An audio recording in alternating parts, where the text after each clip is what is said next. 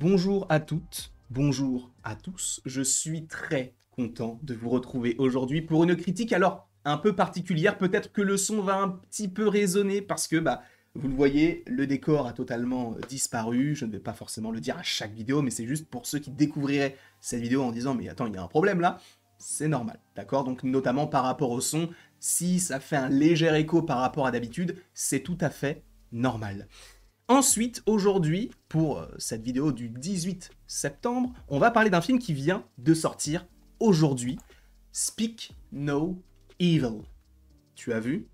La Louisiane est en moi, d'accord? L'accent de la Nouvelle-Orléans, je le travaille, en même temps, j'ai grandi là-bas. Donc c'est pas forcément une telle difficulté. On va donc parler de ce film Speak No Evil avec donc James McAvoy qu'on retrouve dans un rôle un petit peu d'antagoniste, même pas un petit peu, totalement d'antagoniste. De toute manière, on le voit sur le poster, on le voit dans le trailer, donc il n'y a pas de spoil par rapport à tout cela. Et ne vous inquiétez pas, là on est dans une partie sans spoiler.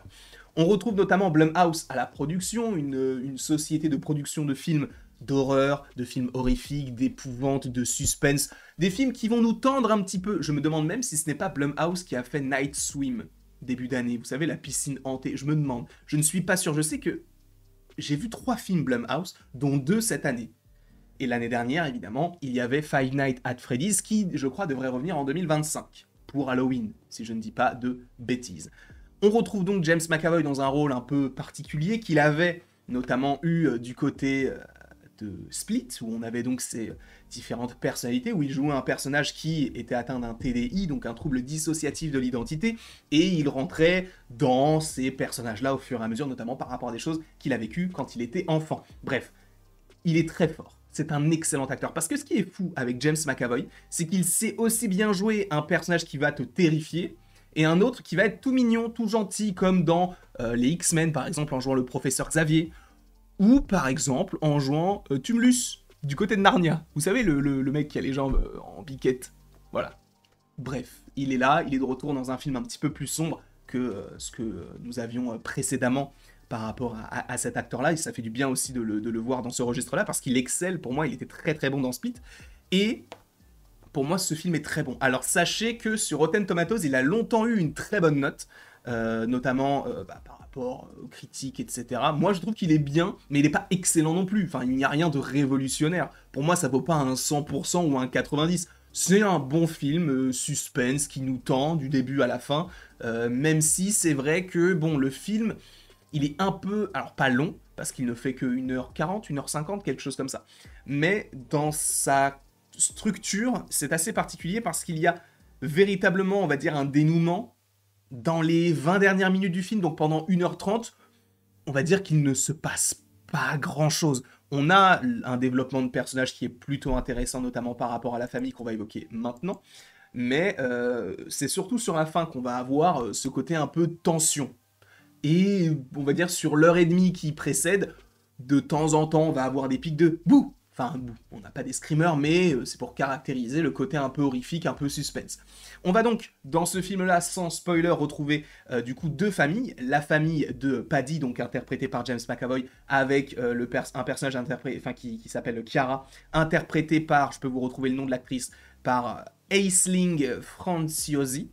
On va retrouver Scott McNairy et Mackenzie Davis dans les rôles de Ben et de Louise, donc vous voyez juste ici, et leur fille Agnès, interprétée par Alix West Leifler, sachant que le couple de James McAvoy, avec Chiara, donc Paddy et Chiara, ont un enfant qui s'appelle Ant. Et cet enfant-là va avoir une grande importance dans le film. Donc c'est le fait que cette famille-là, donc la famille de Louise et de Ben, arrive ont été invités en fait chez donc Paddy. Et il va se passer quand même pas mal de choses parce qu'ils ne se connaissent pas vraiment, ils se sont rencontrés pendant les vacances. Encore une fois, il n'y a pas de spoil, tout est dans les trailers, d'accord, je tiens à le préciser, je parlerai vraiment on va dire, des 20 dernières minutes en fin de vidéo pour ne pas vous spoiler. Quoi qu'il en soit, je ne peux que vous conseiller ce film-là. Je trouve qu'il met un peu de temps, encore une fois, à se mettre en place. Évidemment, sans contexte, on déteste le lapinou. On le déteste.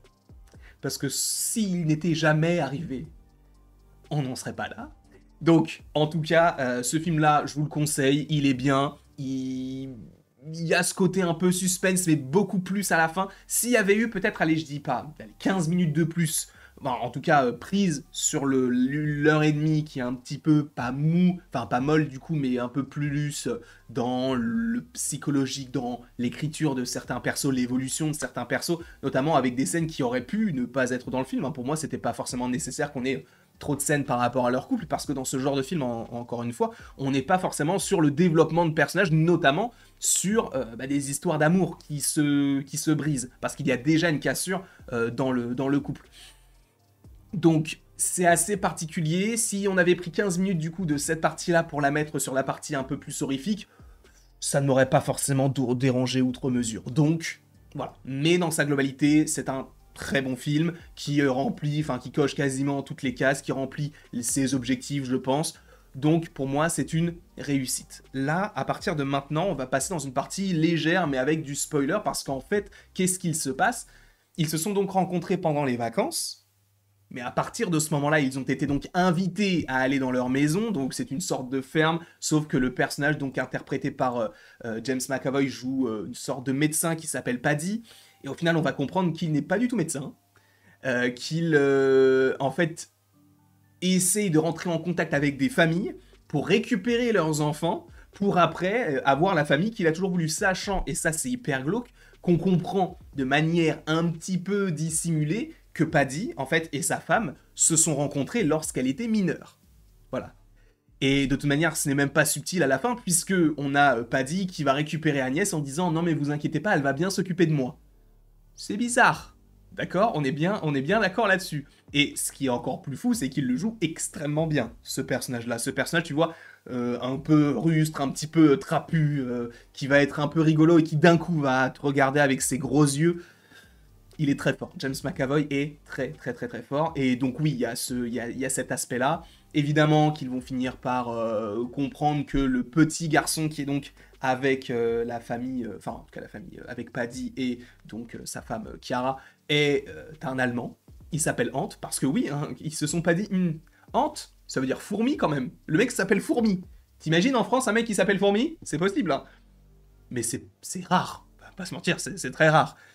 Il s'appelle Ant et en fait on va comprendre qu'il est allemand. Il n'est pas du tout aux États-Unis et ce qui va aller dans son sens, on va dire dans le sens de Paddy, c'est qu'il va couper la langue en fait de l'enfant pour qu'il ne parle pas. Et vu qu'il est encore un enfant, on va pas dire qu'il est contrôlé, enfin en tout cas on va dire psychologiquement dans le sens où il va forcément aller dans leur sens à eux.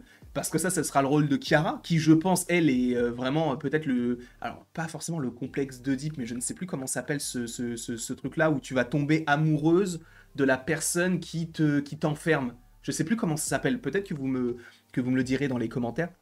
En tout cas, on va... Non, parce que le truc d'Oedipe, c'est pas le truc avec sa mère. Je sais plus, il y en a un qui est intéressant par rapport à mon exemple, c'est que, bah, en gros, c'est que tu vas tomber amoureuse de ton agresseur ou en tout cas de la personne qui va t'enfermer ou qui va... Voilà, je ne sais plus comment s'appelle ce concept-là, mais en tout cas, c'est ce qui se passe par rapport à Chiara. Et donc, on va avoir donc Ant qui va réussir à faire comprendre à Agnès et à la famille barrez-vous, en fait. Barrez-vous et emmenez-moi, parce qu'en fait, ils ont tué mes parents, donc moi, si je reste là, je vais mourir. Et donc, évidemment, il y a l'affrontement qui s'effectue dans une maison. En vrai, c'est pas révolutionnaire, mais on va dire que ça passe. D'ailleurs, j'ai même une image qu'il y a dans le trailer, hein, qui est issue justement de ce film-là.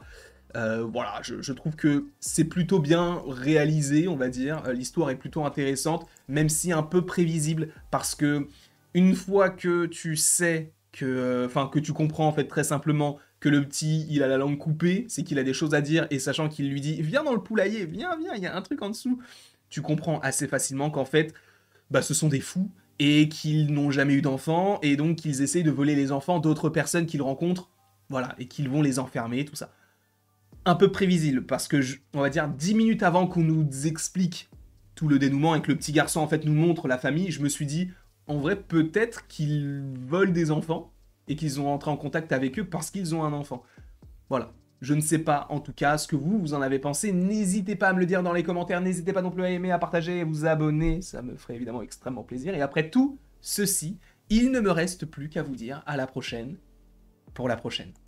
Et encore une fois, merci beaucoup à vous. C'est toujours très plaisant de pouvoir parler de tout ceci avec vous. Moi, c'est un sujet qui me passionne, donc voilà. La bise!